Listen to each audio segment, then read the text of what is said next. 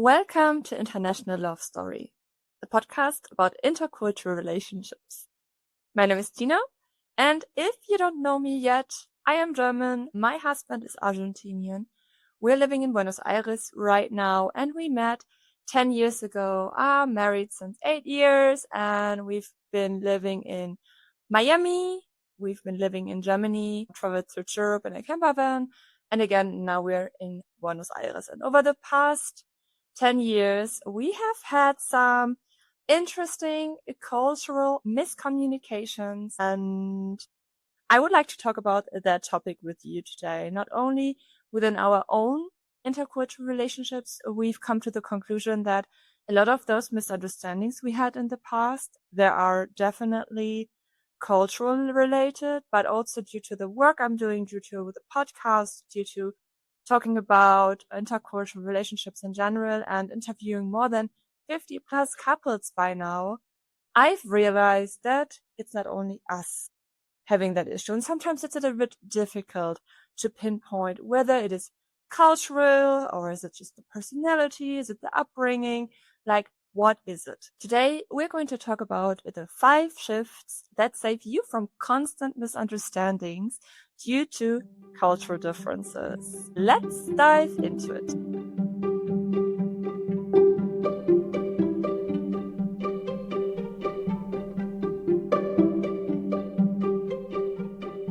Most cultural misunderstandings in relationships don't come from bad communication, but from invisible expectations you didn't even know were cultural. We tell ourselves that love is universal, but then your partner reacts to something you said, and suddenly you're thinking, wait, how did that even happen? And how is that even a problem? That gap between what you thought was normal and what your partner's culture considers normal is where 95% of intercultural conflicts come from. And here's the twist that most people never realize. It's not your difference that cause conflicts, it's the unconscious assumptions underneath them. So today I'm breaking down the 5 shifts that turn cultural confusion into clarity. And the final shift is the difference between constant resentment and a truly stable relationship. So stay until the end. Shift number 1, from everything should be equal to everything should be understood. What does it mean?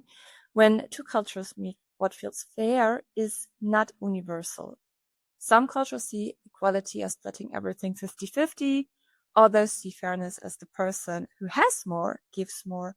And others expect family contributions, communal support, or hierarchy to play a role. Instead of assuming your partner shares your definition of fairness, just ask, what does a fair partnership mean in your culture? And what feels respectful or disrespectful to you in financial decisions? This is where emotional safety begins, not with numbers, but with context. Assuming equality looks the same across cultures leads to guilt, pressure, or resentment. Understanding fairness through each other's lens prevents fights that come from the cultural difference. And to prevent this, I've actually linked first link below a little communication guide with a few reflection prompts and a few questions to ask each other to make sure you're on the same page. So definitely check it out. It's free and you can download it below. Shift number 2.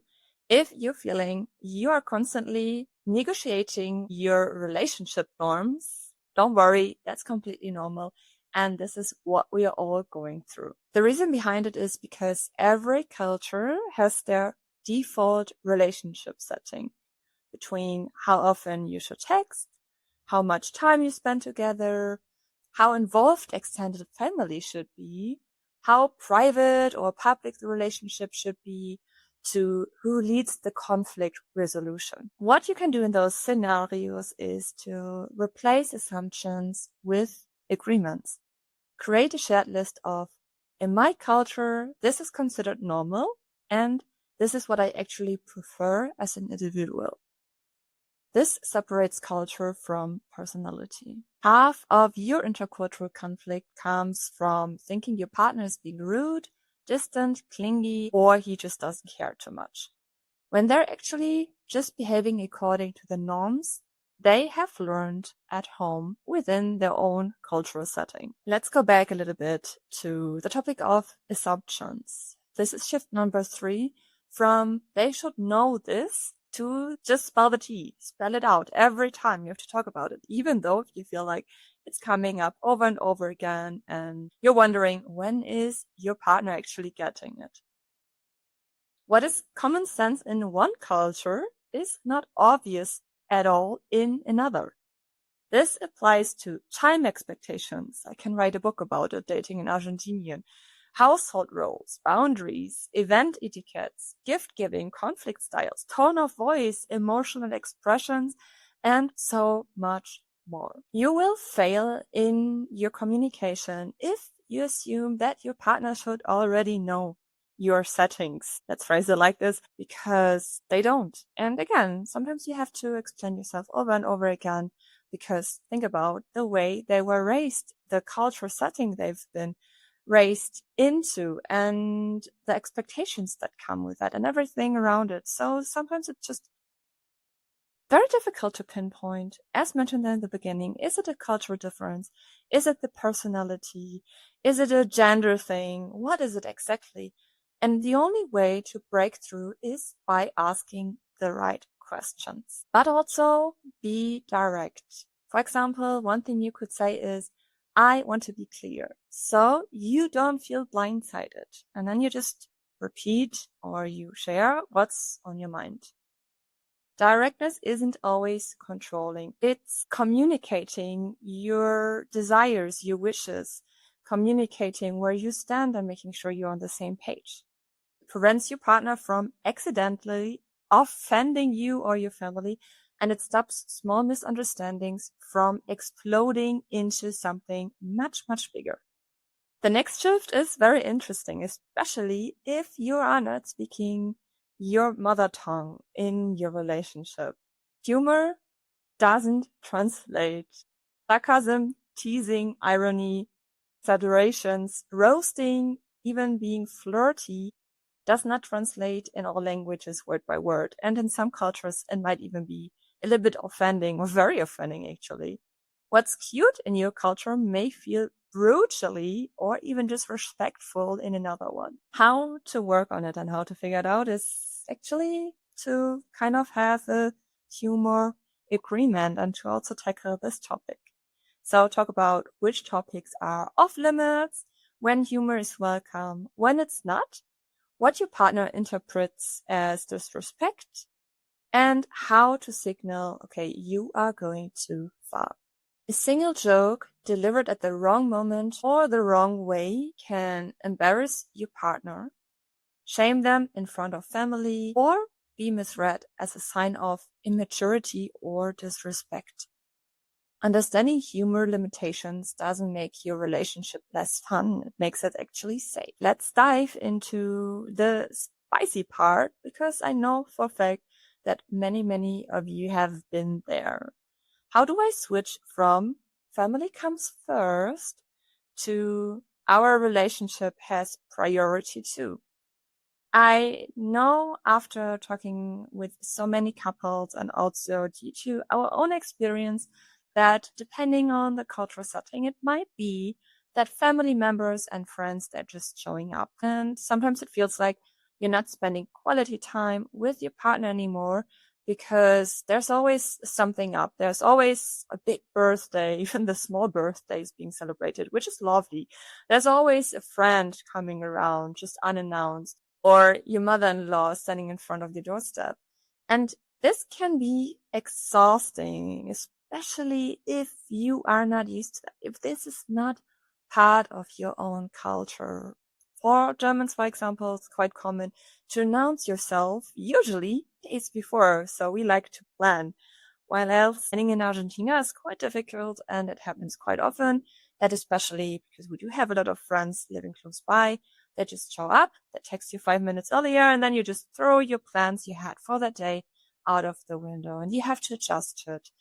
But there's a middle way. So when one part feels like this is totally normal to them, while else the other part wants to spend some quality time, protect the relationship, and also values their private time a lot, this is what you can do.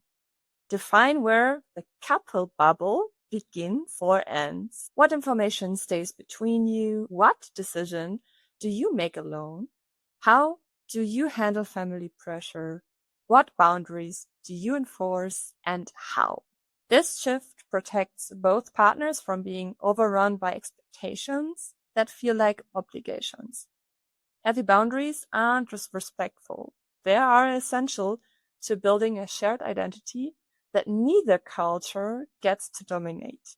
Those are 5 shifts you can take in your intercultural relationship. You should actually consider in your relationship when it comes to avoiding misunderstandings due to cultural differences. I hope you've enjoyed today's episode, and as far as I can see, it really seems like you're enjoying my solo episodes, so I'm going to do a few more of those. Every second week it will be a solo episode.